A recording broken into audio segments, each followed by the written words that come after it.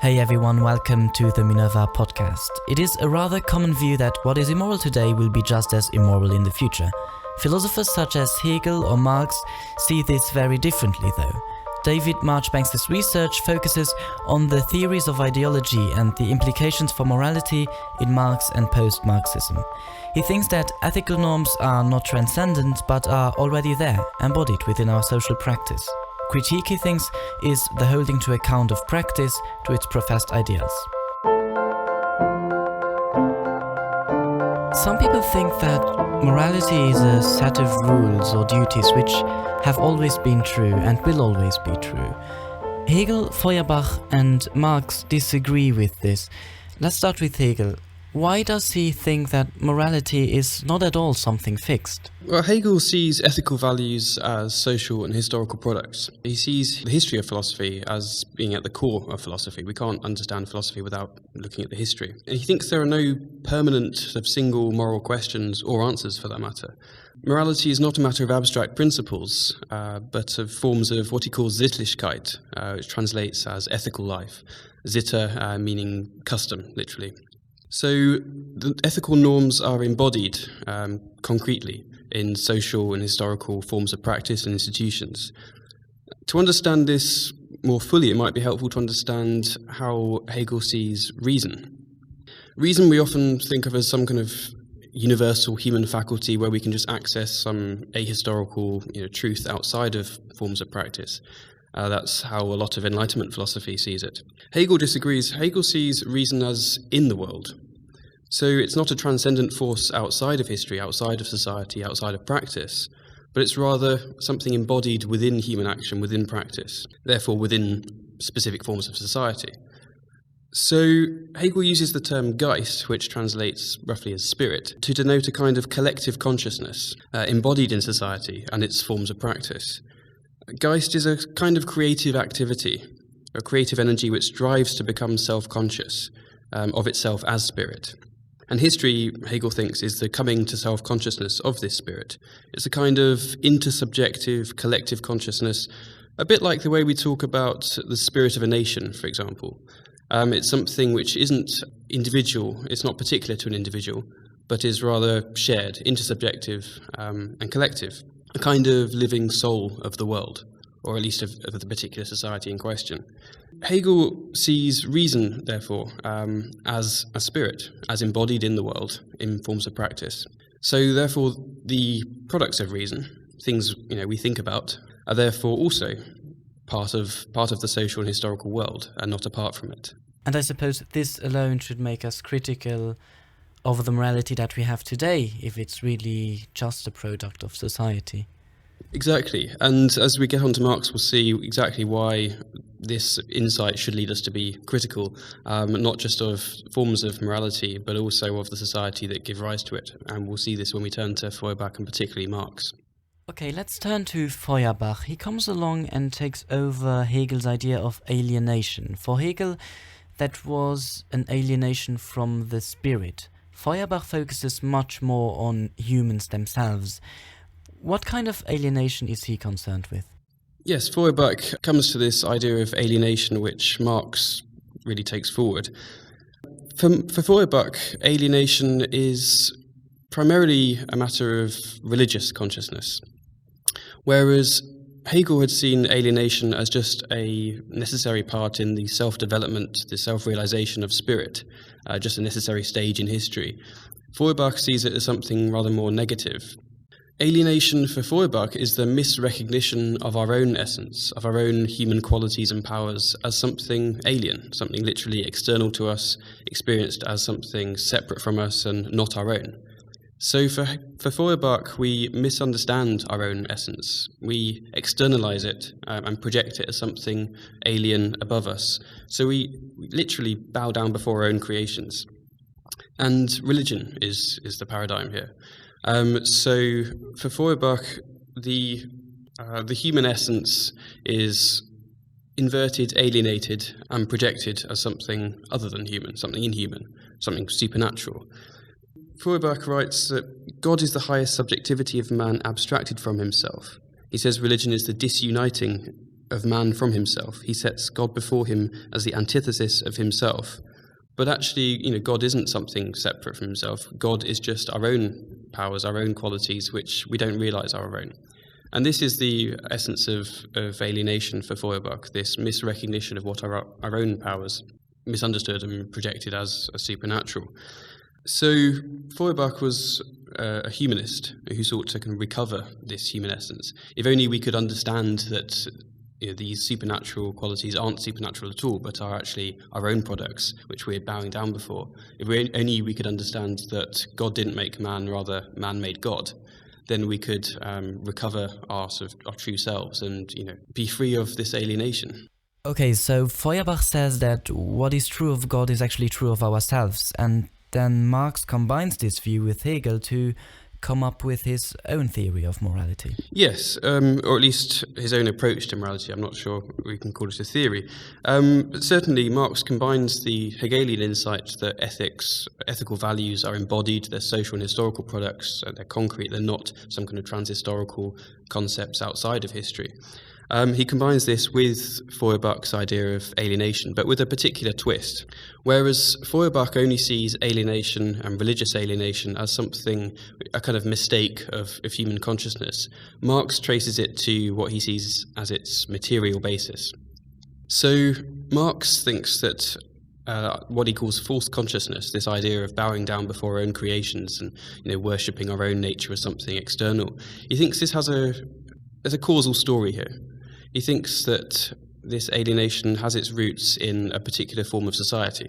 So alienation has its basis in the real state of things, Marx says. A society that's entrapped by religious illusions is not merely mistaken. It's a society that has need of this illusion. He writes very nicely, the religious sentiment is itself a social product. So he says, to abolish religion as the illusory happiness of the people is to demand their real happiness. The demand to give up illusions about existing state of affairs is the demand to give up a state of affairs which needs illusions. The criticism of religion is therefore in embryo the criticism of the veil of tears, the halo of which is religion.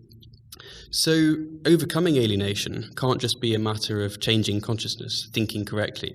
We can't just replace this religion with a humanistic religion, which is what Feuerbach ultimately does. He tries to replace the prevailing form of religion, Christianity, with a kind of humanistic religion based on happiness, and particularly based around the I-you relationship. If we discover that our individual happiness depends on the happiness of another, Feuerbach thinks we can just overcome this alienation, form a new humanistic religion.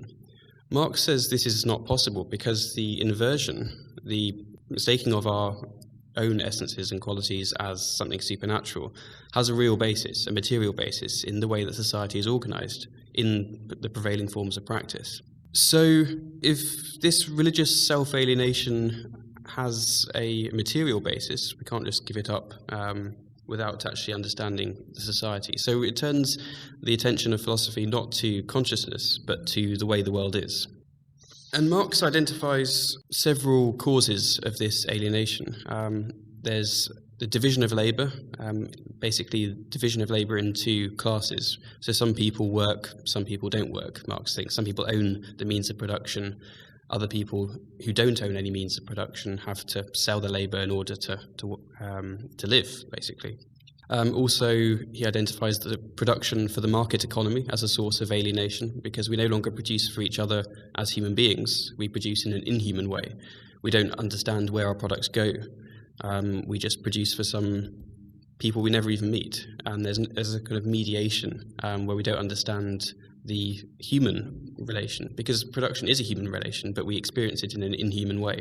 So with this material basis of alienation, Marx combines this with the Hegelian insight that ethical norms are social and historical products to get to the conclusion that if morality is a matter of something social and historical, and if this society from which morality emerges is something which is materially alienated, not just misunderstood, but actually really has contradictions, really is inhuman in some sense, then the morality of the prevailing society will also be, to a large extent, inhuman, distorted, illusory.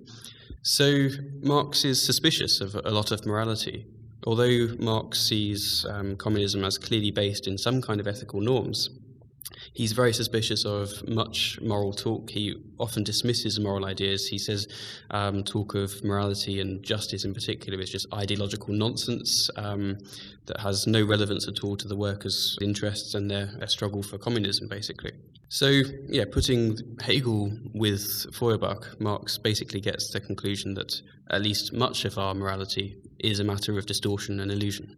Okay, so Marx is criticizing morality, but where does he take his critique from? Because he too is living in the context of a society and a certain stage in history, which, according to his own theory, determines his values. So how does he manage to go beyond this? Where does he take the values from which he then uses to criticize the current system and morality? Yes, well, this is a fundamental problem in Marxist theory, and there's various different ways that people have understood this. The problem of ideology is exactly that if ethical norms are largely distorted or serve the ruling class or legitimize the status quo, then where can we get the moral basis of socialism from? If Marx denies the transhistorical realm of ethical truths, then clearly socialism isn't some absolute moral ideal. So where does it come from? There are three, or at least three, different routes that people have taken here in trying to understand Marx, and also not just understand what Marx thinks, but also understand how Marxists or people influenced by Marx today could understand this too. So the first option would just be to say that he's plain inconsistent. And this is a route taken by what are often called analytical Marxists. That is, Marxists in the analytical tradition, who basically follow a sort of liberal Enlightenment idea of morality and say that Marx ought not to have rejected transhistorical moral truths. They say that moral values must be transcendent, they must not be historical and social products. And since Marx rejects these moral absolutes, his ethical critique fails because he's undercut his own norms of critique. He's just plain inconsistent. The second route is to say that Marx rejects morality entirely, but his critique is non-moral. So his critique might be based on certain values and norms which are not moral. The idea is they could be based in a kind of conception of the human good, which has no idea of morality, but rather what is good for us. So it could, in that sense, be seen as, some people might say it's ethical without being moral. Other people want to go even further and say, no, the critique is based, and we can understand his critique as based in things like efficiency. And there's a rational reason for preferring socialism to capitalism. The third option is to say that Marx's critique is, to use Hegelian language, immanent. And this is the interpretation that I favour, and I'll explain it a bit more in detail. But the basic idea is that although the norms which Marx uses to criticise capitalist society come from capitalist society, and are not somehow moral absolutes outside of history, outside of society, they are nonetheless critical. So values and norms which are embodied in present forms of practice have a potential which outruns their realization by that practice. So it turns out that these ideals which are produced by a particular form of society nonetheless can be critical of that society because the prevailing forms of practice, the institutions of that society, fail to fully live up to their own ideals. So immanent critique identifies a discordance between reality and the ideals that it professes, to say it doesn't actually live up to its own ideals. And does the same thing happen when he criticizes justice? Yes, I think so. Again, there's a big debate on Marx and justice. Marx, whenever he talks about justice, he's most of the time very disparaging of the idea. He talks about it as ideological nonsense, as obsolete verbal rubbish in one case. And he says in one place he was moved to laughter at the thought that political economy could be reduced to twaddle about justice. So clearly he didn't think much of the term himself, and he didn't like using it. In fact, in a letter to Engels, he wrote that I was obliged to insert 2 phrases about duty and right into the preamble to the rules of the First International, and also about truth, morality and justice, but he says these are placed in such a way they can do no harm. So clearly he doesn't think much of justice. However, on the other hand, Marx also describes exploitation as theft and as robbery. He talks about the theft of surplus labour time. He says in the contract between the worker and the capitalist steals from the worker because the worker produces far more than they get back in terms of the wage. So they produce a surplus, which the capitalist steals. And he is quite free in using language of theft, robbery, embezzlement, exchange of equivalent without equivalent. So a lot of writers have suggested, well, there's clearly a critique of injustice here. How can we talk about theft and robbery in a way that doesn't suggest injustice, right? It suggests that some right has been violated. It suggests that the workers ought to own this product. This surplus, which is going to the capitalists, belongs rightfully to the workers. So again, we have an apparent inconsistency. Marx rejects justice, yet also seems to need a conception of justice to talk about exploitation as robbery. I think the only way we can make sense adequately of what Marx is doing in a way that's both charitable to Marx but also fair, I think, is to understand his critique of justice in the same way as his general critique of moral ideas generally, and his own idea of how ethical norms can be justified, which is only immanently or internally, following Hegel. So Marx says that the capitalist steals from the worker. I suggest this means not that there are some transhistorical principles of justice whereby the worker has an absolute right to the product, the surplus which they produce, which the capitalist steals. Rather, I think we can understand it as meaning that capitalism, in a sense, violates its own ideals. Because capitalism values equality.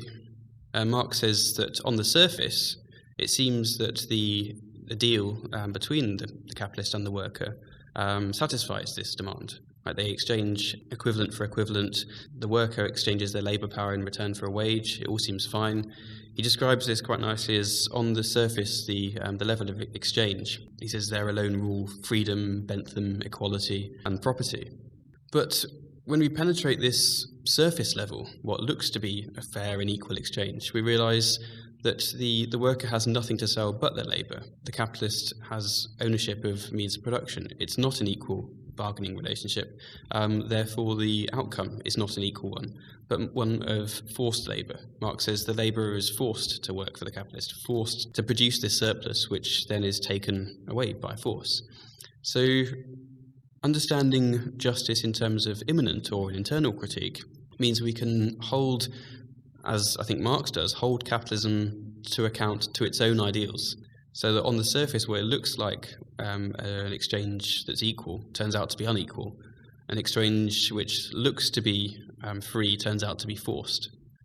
Then we can understand Marx's critique of capitalist injustice in a way which doesn't mean giving up on the Hegelian insight that ideas of justice, of morality, are social and historical products, which doesn't mean, going back to a kind of Enlightenment liberalism where these ideals have to be transhistorical outside of society, outside of history. If Marx is right about values being based in society, if he's right about his analysis of society and the economy, how can his predictions which are related to that be mostly wrong? He said that the income gap between capitalists and workers will increase. He said that more and more independent producers will be forced down into the proletariat. He said that the wage of a worker will remain at subsistence level, that the rate of profit will fall, that capitalism will collapse because of its internal contradictions, that the revolutions will occur in the most industrially advanced countries. All that clearly didn't happen. Marx clearly was a better critic than he was a prophet. As you say, most or a lot of his predictions just have been widely off the mark. I think it'd be too quick to conclude that therefore his analysis was wrong. Certainly not all of it was right, I don't think, but I think it'd be too quick to rule it all out because of these predictions. I think we need to understand that these predictions were based on his very detailed empirical analysis of capitalism as it was at that time. He was making these predictions on the basis of current trends. The tendency of the rate of profit to fall, for example, is something which isn't peculiar to Marx. In fact, a lot of political economists had been worried about this. It was only Marx that could explain it, so he thought. So a lot of the predictions Marx made were based in sort of trends at the time that were stretched much further beyond just Marx. It's clear that a lot of them have just been false. I think it's fair to say he couldn't have imagined the welfare state, and this was a big problem for Marxists in the 20th century to understand ideology, how the workers had been won over into capitalism, basically. And the answer some of them gave was that the welfare state had been a kind of a compromise that Marx hadn't envisaged, that had lessened the class battle by giving a welfare state to the workers, particularly after the Second World War. The idea that the workers could be placated in some sense with this welfare state. This was an explanation that some Marxists in the 20th century had given. I think there are a lot of predictions of Marx's, particularly when it comes to communism. I think some of his predictions about capitalism, I think, can still be held up. I mean, although he thought capitalism would fail as a result of its own internal contradictions, and he assumed that it would inevitably give rise to communism. That's clearly been proved false, I think, at least so far. But I think it'd be rather quick to give up on the idea of crisis. I mean, the current crisis we're going through at the moment, the current economic crisis, has caused quite a few people, I think, to return to Marx, to understand at least how he understood, how he saw crisis as at the heart of capitalism. Crisis wasn't an accident for Marx. Crisis was the essence of capitalism. But he clearly seems to have been far too optimistic in thinking that this crisis would inevitably lead to the dissolution of the capitalist order and the creation of a communist one. And certainly today it seems like even if there are real sort of crises in capitalism, at least in the West, there seems to be lacking the force that Marx thought would bring about communism. And this is probably one of the predictions which is most wrong, I guess. That the working class hasn't become a more unified whole that has understood its position and come to oppose the capitalist class. We haven't seen the division of society into two opposing camps, as Marx puts it nicely in the Communist Manifesto, workers and capitalists. So the agency that Marx thought would bring about communism, namely the working class, the proletariat, just doesn't seem to be what Marx thought it would be. So I think we can conclude that Marx wasn't right about quite a few things. In his analysis of capitalism, I think he was an excellent critic, but not always the best prophet. He just seemed to have got things wrong, but as I said, I think it's more a case of his generalizations, or his predictions were based on generalizations of current trends, which today just don't obtain. But I don't think this needs to challenge the imminent form of criticism. Because although capitalist society is clearly not what Marx thought it would be, 150 odd years on since Marx, we're not living in the world that I think Marx thought we would be living in. That much is true. But it's also true, I think, that the world is still one which is susceptible to a lot of Marx's critiques. The exploitation has not lessened, particularly if we look at an international scale. Exploitation is still a very real issue. Alienation does not seem to have lessened. In fact, if you just look at, I think, the number of people on medication for supposed mental illness such as depression, I think it's very clear that alienation, in a sense, probably that is wider than the sense that Marx talked about, and yet still, in a sense which also has links with the way Marx talks about alienation. Alienation is clearly also a real fact and has not lessened. So long as exploitation and alienation continue to be real problems, I think that although Marx's empirical analysis is not maybe as useful as he hoped it would be, it still, I think, gets to the heart of capitalism and some of the problems in capitalism. And even if we don't have any confidence in Marx's predictions or his ideas about communism inevitably following capitalism and its crises, I think we can still see his criticisms of exploitation, of alienation, the problems of capitalism, I think we can still see his critique as of paramount importance for today, even if we can have no faith in his solutions. Do you think that there is anything else we can learn from him? Are there any values that are still relevant today? Absolutely. I've been talking about exploitation and alienation, and the critiques that Marx gives of these phenomena clearly rest on certain values. And given the sort of critique Marx offers, which I've suggested is internal or immanent critique, these values, if they are values, they must have some real material existence they must be embodied concretely in present forms of social practice, and I think they still are. So take exploitation to start off with. Exploitation, as I've already noted, rests on an idea of robbery in some sense, of what we could call injustice, even if we don't want to say that's a trans-historical norm. So the critique of exploitation, of theft, rests on a notion of equality in some sense. So the idea is that, as I said, the norm which capitalism claims to live up to, equality, turns out to be not lived up to. So we can immediately conclude that Marx values equality in a more full substantive sense than the what he calls bourgeois equality, which is claimed to be satisfied by the contract between the worker and the capitalist. And trends in the 20th century and more recently in moral philosophy and more generally, I think, have moved to a more full substantive notion of equality. So the first notions of equality were fairly kind of formal, the idea of being equal before the law, for example, or equality of opportunity, meaning just that people shouldn't be barred, there should be no real restrictions.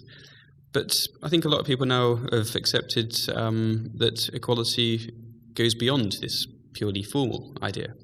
So if we talk about equality of opportunity, we tend to mean not just the absence of formal restrictions, but also a kind of, not levelling down, but a sense in which that the accidents of birth, the contingencies which affect our lives so greatly and for which we can take no responsibility, ought to be in some sense mitigated.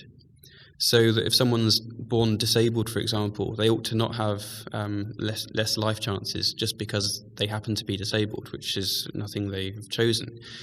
So even the notion of equality of opportunity now extends beyond that purely formal sense. So we talk about equality as an ideal where people are not limited by things outside of their control. And I think this is basically Marx's critique of capitalist equality, that capitalist equality is purely formal. If Marx's critique is right, if he's right in his descriptions of exploitation, then it's clear that we have a notion, and we're already committed to a notion of equality which is not realised.